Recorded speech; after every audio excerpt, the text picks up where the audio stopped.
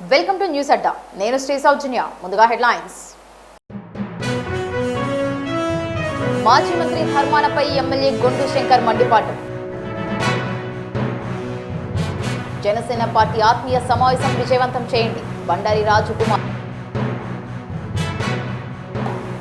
5 కోట్ల రూపాయల అంశానికి 54 కోట్ల రూపాయల పెనాల్టీపై మంత్రులు కోమటిరెడ్డి, వివేక్ ఆగ్రహం.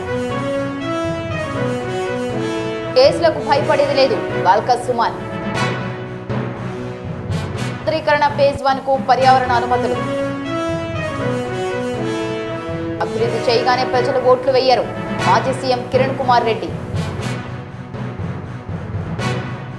బీసీల రక్షణకు ప్రత్యేక చట్టం, సీఎం చంద్రబాబు.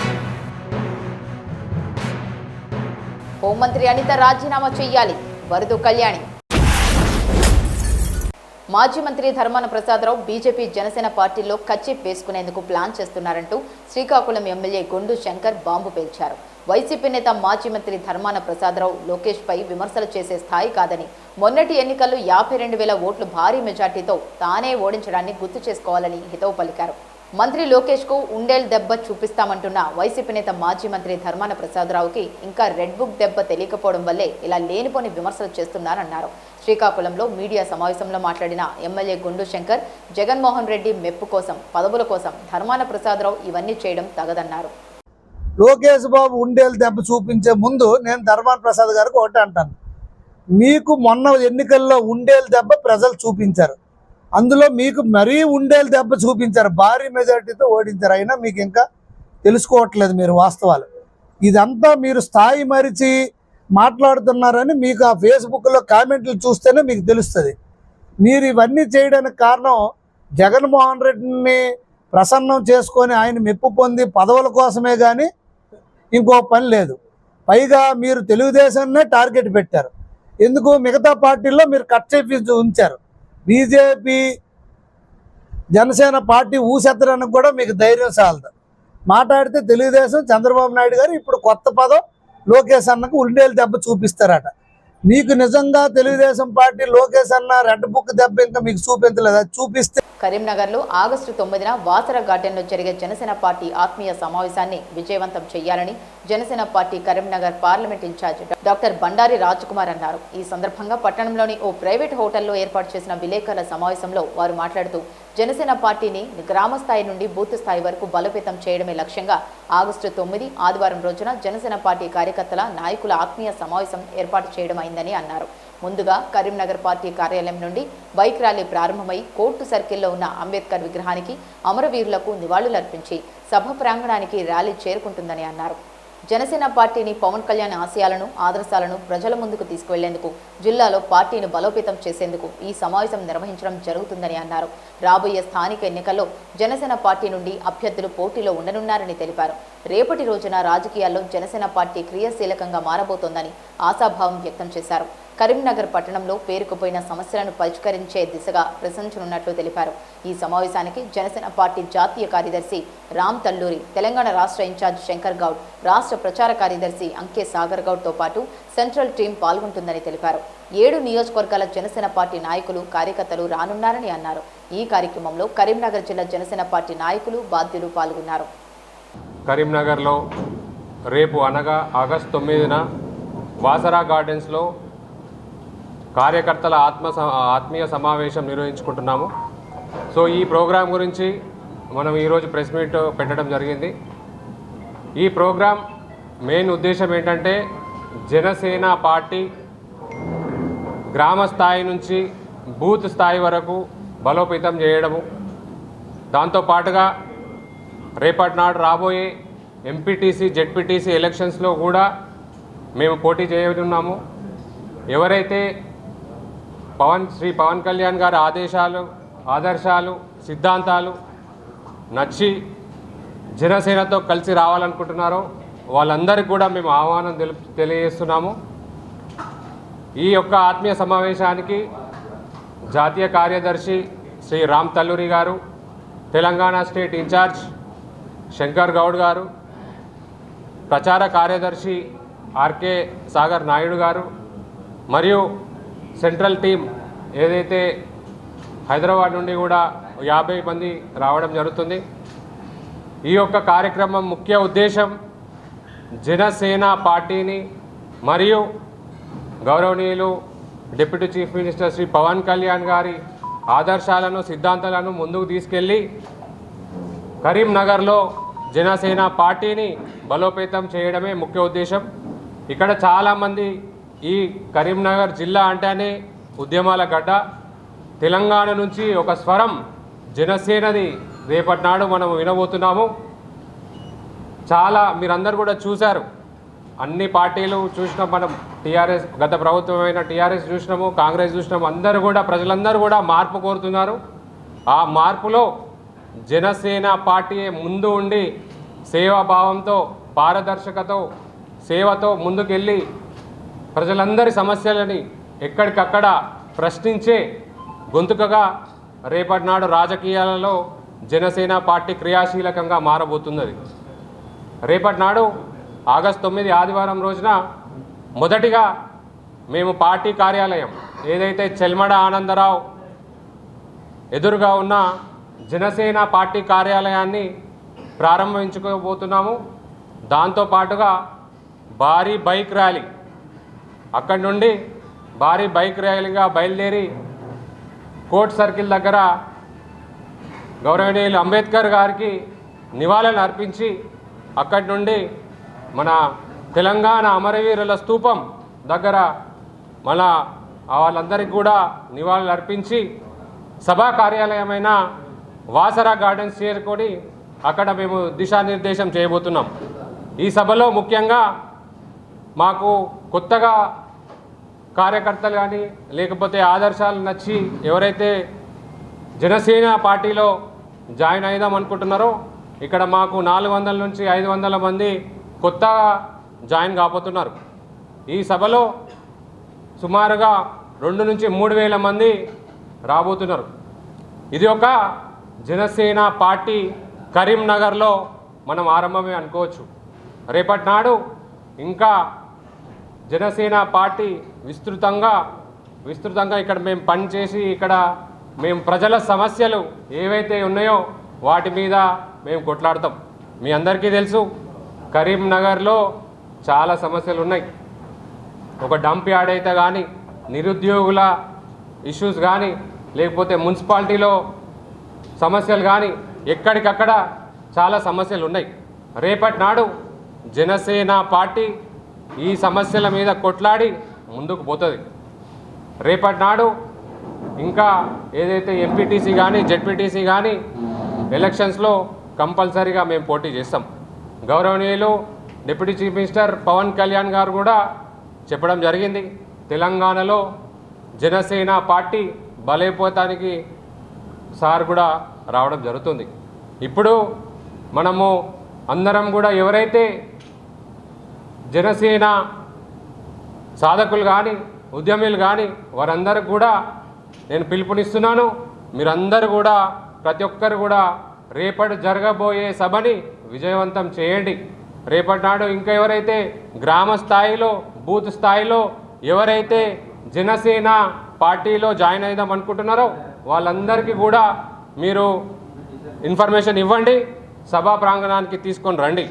రేపటి నాడు జరిగే సభ చాలా విజయవంతం చేయాలని ప్రతి ఒక్క జన సైనికుడిని, ప్రతి ఒక్క వీర మహిళని, ప్రతి ఒక్క నిరుద్యోగులని, స్టూడెంట్స్ని, రైతులని, కార్మికులని మరియు మా ముఖ్యమైన జన సైనికులందరినీ కూడా ఈ మీ మీడియా ముఖంగా ప్రతి ఒక్కరికి కూడా నేను పిలుపునిస్తున్నాను.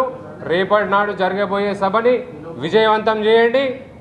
నెక్స్ట్ ఇంకా మన జనసేన పార్టీ గ్రామ స్థాయిలో బూత్ స్థాయిలో బలోపేతం చేయడానికి మీ అందరి సహకారాలు కావాలని మీడియా ముఖంగా ప్రతి ఒక్కరికి కూడా నేను తెలియజేసుకుంటున్నాను. ధన్యవాదాలు. రోడ్డు పనులు చేపట్టే చిన్న కాంట్రాక్టర్లపై మైనింగ్ శాఖ అధికారులు 10 రెట్ల వరకు అధిక పెనాల్టీలు విధించడంపై రోడ్లు భవనాల శాఖ మంత్రి కోమటిరెడ్డి వెంకటరెడ్డి, మైనింగ్ శాఖ మంత్రి గడ్డం వివేక్ వెంకటస్వామి తీవ్ర ఆగ్రహం వ్యక్తం చేశారు. తెలంగాణ సచివాలయంలో రహదారుల నిర్మాణం, కాంట్రాక్టర్ల ఇబ్బందులపై జరిగిన ఉన్నత స్థాయి సమీక్షలో వారు మాట్లాడారు. 5 కోట్ల రూపాయల విలువైన అంశానికి ఏకంగా 54 కోట్ల రూపాయల పెనాల్టీ విధించడం అత్యంత దారుణమని, కాంట్రాక్టర్ శ్రీనివాస్ రెడ్డి ఆత్మహత్యకు కారణమైన అధికారిపై కఠిన చర్యలు తీసుకోవాలని మంత్రి వివేక్ ను కోమటిరెడ్డి కోరారు. అక్రమ మైనింగ్ చేసేవారిని వదిలేసి రోడ్ల పనులు చేసే అమాయక కాంట్రాక్టర్లను ఇబ్బందులకు గురి చేస్తే సహించేది లేదని మంత్రులు హెచ్చరించారు. రేవంత్ రెడ్డి ప్రభుత్వం ప్రతిష్టాత్మకంగా చేపట్టిన హ్యామ్ మోడల్ రోడ్ల పనులను వేగవంతం చేసి 2028 నాటికి రాష్ట్రంలో అద్దం లాంటి రోడ్లు నిర్మించడమే లక్ష్యమని కోమటిరెడ్డి స్పష్టం చేశారు. రోడ్ల నిర్మాణానికి అవసరమైన ఇసుక, మెటల్ పర్మిషన్ల పేరుతో వేధించవద్దని, కాంట్రాక్టర్ల సమస్యలకు తక్షణ పరిష్కారం చూపాలని మైనింగ్ శాఖ అధికారులను మంత్రి వివేక్ ఆదేశించారు. కాంగ్రెస్ ప్రభుత్వం ఎన్ని అక్రమ కేసులు పెట్టినా భయపడేది లేదని, ప్రజల పక్షాన పోరాటం కొనసాగిస్తామని బీఆర్ఎస్ నేత మాజీ ఎమ్మెల్యే బాల్క సుమన్ అన్నారు. కేతనపల్లి మున్సిపల్ ఎన్నికల ఘటనపై నమోదైన కేసు విచారణ నిమిత్తం ఆసిఫాబాద్ ఎమ్మెల్యే కోవా లక్ష్మితో కలిసి ఆయన మంచిర్యాల జిల్లా కోర్టుకు హాజరయ్యారు. కేసును విచారించిన న్యాయస్థానం తదుపరి విచారణను సెప్టెంబర్ 25కు వాయిదా వేసింది. అనంతరం మీడియాతో మాట్లాడిన బాల్క సుమన్, కేతనపల్లి మున్సిపాలిటీ ఎన్నికల్లో బీఆర్ఎస్కు స్పష్టమైన మెజార్టీ వచ్చినప్పటికీ కాంగ్రెస్ పార్టీ అక్రమ మార్గాల్లో చైర్మన్, వైస్ చైర్మన్ పదవులను దక్కించుకోవడానికి ప్రయత్నించిందని ఆరోపించారు. బీఆర్ఎస్ కౌన్సిలర్లకు కోట్ల రూపాయలు బ్లాంక్ చెక్కులు చూపించినా లొంగకపోవడంతోనే తమపై కక్షపూరితంగా తప్పుడు కేసులు పెట్టి జైలుకు పంపారని విమర్శించారు. ప్రతిపక్ష నాయకులకు, బీఆర్ఎస్ సోషల్ మీడియా కార్యకర్తలకు ఒక చట్టం, అధికార పార్టీ నేతలకు మరొక చట్టం అన్నట్లుగా ప్రభుత్వం వ్యవహరిస్తోందని, కాంగ్రెస్ ఇచ్చిన హామీలు అమలు అయ్యే వరకు పోరాటం ఆపేది లేదని స్పష్టం చేశారు.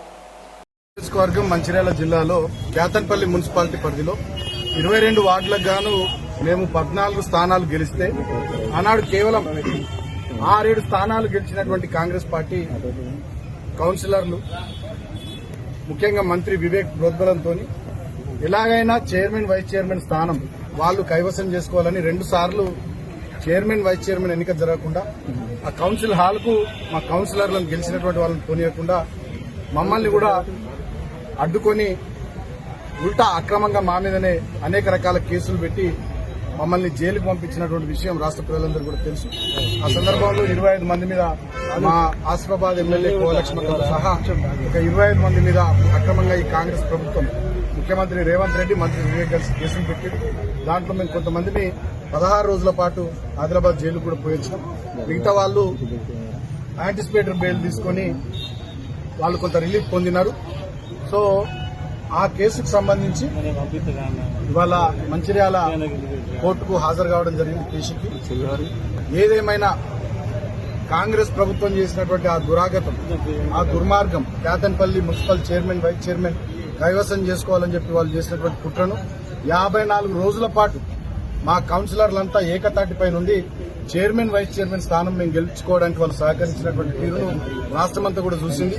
ఎన్ని ప్రలోభాలు పెట్టినా, ఎన్ని అక్రమ కేసులు పెట్టినా, ఎంత బెదిరించినా, ఎంత దౌర్జన్యం, దాదాగిరి, గుండాగిరి చేసినా, ఎన్ని కోట్ల రూపాయల చెక్కులు, బ్లాంక్ చెక్కులు, డబ్బులు ఆశలు చూపినా కూడా ప్రజల ఓట్లతో, అభిమానంతో గెలిచినటువంటి బీఆర్ఎస్ పార్టీ కౌన్సిలర్లు గాని, ఆనాడు సిపిఐ పార్టీ కౌన్సిలర్లు గాని ఎలాంటి ప్రలోభాలకు, అదేవిధంగా దౌర్జన్యాలకు తలొగ్గకుండా, బెదరకుండా, భయపడకుండా ఆనాడు ప్రజాస్వామ్యాన్ని ఈ ప్రాంతంలో పరిరక్షించిర్రు, ప్రజాస్వామ్యాన్ని ఈ ప్రాంతంలో కాపాడిర్రు. సో ఆ రకంగా మేము గెలుచుకున్నప్పటికీ కూడా ఇంకా కేసుల పేరిట, ఇంకా కోర్టుల చుట్టూ, పోలీస్ స్టేషన్ల చుట్టూ మమ్మల్ని తిప్పుతూ ఈ కాంగ్రెస్ ప్రభుత్వం వేధిస్తూ ఉంది. తెలంగాణ కాంగ్రెస్ ప్రభుత్వం అత్యంత ప్రతిష్టాత్మకంగా చేపట్టిన మూసీ నది పునరుజ్జీవనం, సుందరీకరణ ప్రాజెక్టు పనుల్లో కీలక ముందడుగు పడింది. ప్రాజెక్టులో భాగంగా చేపట్టనున్న మొదటి దశ పనులకు రాష్ట్ర పర్యావరణ ప్రభావ అంచనా అథారిటీ ఆగస్టు 5న ముందస్తు పర్యావరణ అనుమతులు జారీ చేసింది. ఈ అనుమతి లభించడంతో దసరా పండుగలపై టెండర్లను ఆహ్వానించి పనులను ప్రారంభించేందుకు Musi river front development corporation కసరత్తు వేగవంతం చేసింది. హైదరాబాద్ నగర రూపురేఖలను మార్చే ఈ ప్రాజెక్టును 2030 నాటికి పూర్తి చేయాలని లక్ష్యంగా పెట్టుకున్నారు. ఇందులో భాగంగా మొదటి దశలో 21 కిలోమీటర్ల మేర వి ఆకారంలో అభివృద్ధి పనులను చేపట్టనున్నారు. దీనికోసం మొత్తం 7,055 కోట్లు ఖర్చు చేయనుండగా పనులు ప్రారంభమైన నాటి నుంచి 2 ఏళ్లలోగా, అంటే 2027 డిసెంబర్ నాటికి పూర్తి చేయాలని ప్రభుత్వం గడువు నిర్దేశించింది. ఉమ్మడి ఏపీ మాజీ ముఖ్యమంత్రి నల్లారి కిరణ్ కుమార్ రెడ్డి అభివృద్ధి చేస్తే ప్రజలు గెలిపిస్తారా, వారి సమస్యలు తీరిస్తే ఓట్లు వేస్తారా అనే అంశంపై తన రాజకీయ అనుభవాన్ని రంగరించి ఆసక్తికరమైన విశ్లేషణ చేశారు. అభివృద్ధి చేసినంత మాత్రాన ఎన్నికల్లో గెలుస్తామనుకోవడం పొరపాటని, ఓట్లు మానవ సంబంధాలపై ఆధారపడి ఉంటాయని ఆయన స్పష్టం చేశారు.